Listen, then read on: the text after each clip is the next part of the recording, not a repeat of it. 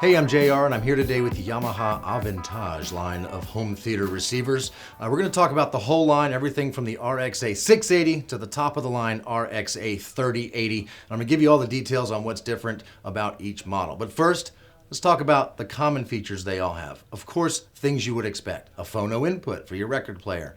Built-in Wi-Fi so you can play music from your computers, including high-res stuff.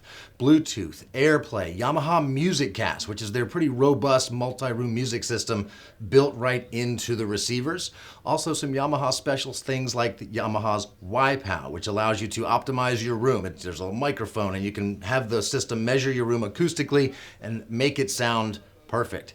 You can also use Yamaha DSP, which makes your home theater system sound like a jazz club or a concert hall. So these are Yamaha specific stuff you won't find on other receivers. In addition to that, they're compatible with Alexa. So if you have an Alexa in the room, you can just speak commands to it and you'll be able to control your Yamaha receiver from Alexa. Now let's talk about what's different as you go up the line, spend a little bit more money.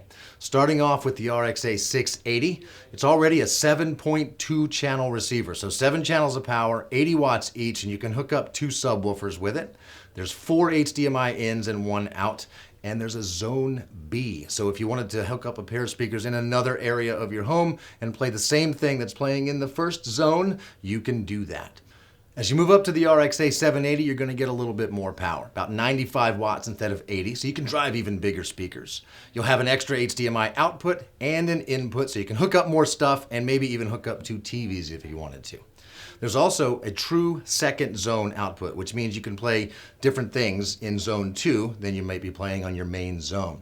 And you can have speakers hooked up in zone 2 as well as a full 7.2 home theater system hooked up at the same time. You can just choose whether you're going to have surround back speakers playing or your zone 2 speakers playing. So it's a convenience feature for connecting all your speakers at the same time. When you move up to the RXA 880, once again, you're getting even more power. Now we're up to 100 watts per channel. More HDMI inputs, 7, so there's really more inputs than most people will need. And now you have 7.2 preamp output. So if the power in the receiver isn't quite enough for you, or if you just want to hook up extra amplifiers, you have preamp outputs so you can do that. And that's true all the way the rest of the way down the line. So the next one is the RXA 1080. Again, more power. Yamaha is all about you spend more money, they're going to give you more power. We're up to 110 watts now. We also have a third HDMI output, which means you can send video out to up to 3 different TVs at the same time. And one of those would also be a Zone 2 HDMI output. So TVs in different locations now becomes a reality for you. Also, the digital to analog converter built into the 1080 is a step up. It's an ESS SABRE DAC, which if you know anything about D to A converters, that's pretty top of the line stuff. Moving on to the RXA 2080, more channels of power. So now you have 9.2. You can go a full amplified 9 speakers with 140 watts of power. So Yamaha's really giving you a lot of juice here so you can really drive some big speakers. They also have a 4-room, 4-source output. Those top of the line DACs I just mentioned, well now there's 2 of them in there. Lastly, we're moving up to the RXA 3080.